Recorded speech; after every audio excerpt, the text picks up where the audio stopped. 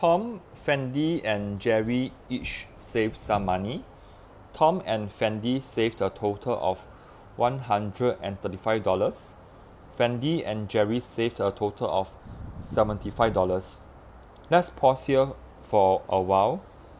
Whenever I see three persons' name, then you have the sentence structure, which is Tom, Fendi, and then Fendi and Jerry.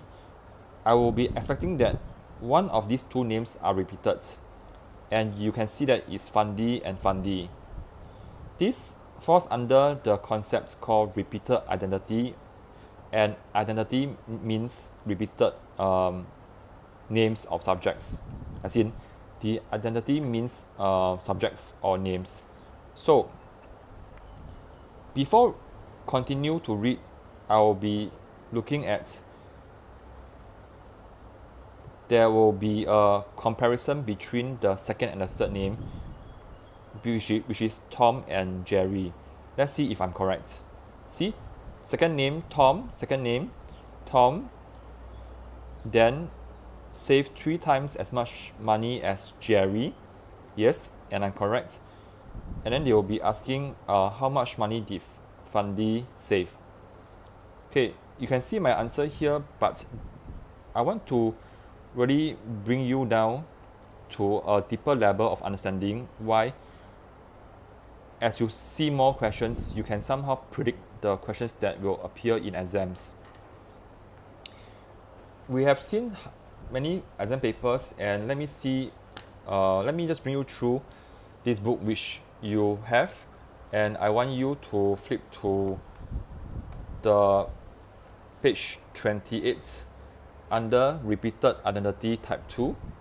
Yeah, so if you have this book, please bring it out right now. Okay, let's us again compare this question with this question to see how similar they are. Alice, Ben, Chris. Name 1, name 2, or rather, since we have identified that Ben is the repeated name, let's call it name 1, name 2, and name 3. So we have Fendi as the name 1, Tom as name 2, and Jerry as name 3. Then name 2 being compared with name 3, and you can always see X number of times, yeah? And name 2 compared to name 3, X number of times, okay? And normally they will ask you for the quantity that name 1 have, and in this case, name 1, how much money did name 1 save, yeah? So, okay, without solving it, I just want you to look at, have a feel of the model. Is name 1, name 2, and name 3. Look at here, name 1, name 2, name 1, name 2, and name 3.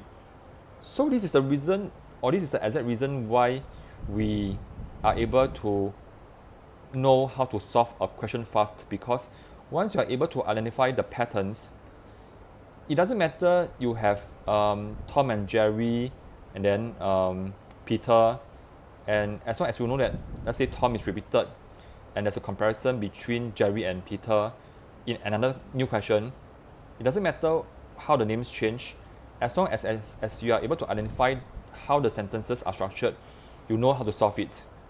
Yeah, which is why children who study in this way are able to solve questions fast. Let's continue. And the next step is always to find a difference, and then you find the value of the difference here in terms of units and value. Same here, see, number of units and the difference by taking this minus this one. So okay, let's see I'm a kid now and I follow this book and I just follow. Yeah. So this tells me that I have to find a difference. Look at what I've done.